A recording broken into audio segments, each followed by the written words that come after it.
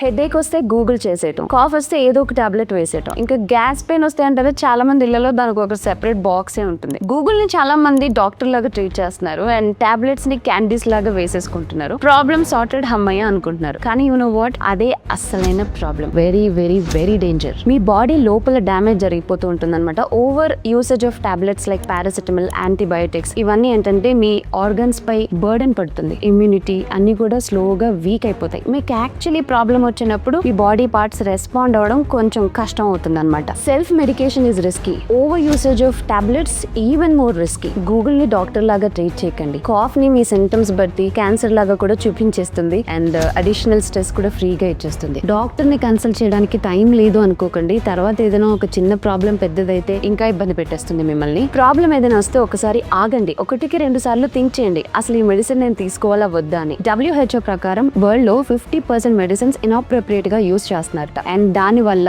Antibiotic resistance and liver related issues raise అవుతున్నాయట. ఇప్పుడు మీరు ఈ వీడియో చూస్తూ నేను కూడా ఇలాగే చేస్తాను, ఎక్కువగా మెడిసిన్స్ తీసుకుంటూ ఉంటాను అనిపిస్తే కనుక దయచేసి వెంటనే ఆపండి. లేదా మీ ఫ్రెండ్స్ లో మీ ఫ్యామిలీలో ఎవరైనా ఇలాంటి వాళ్ళు ఉంటే వాళ్ళతో ఈ వీడియో షేర్ చేయండి, లైక్ అండ్ కామెంట్ చేయండి. యాక్చువల్లీ ఈ టాపిక్ మీద మీరు ఏమైనా మాట్లాడాలి అనుకుంటే. ఓకేనా? Stay tuned. Unscripted with Joe.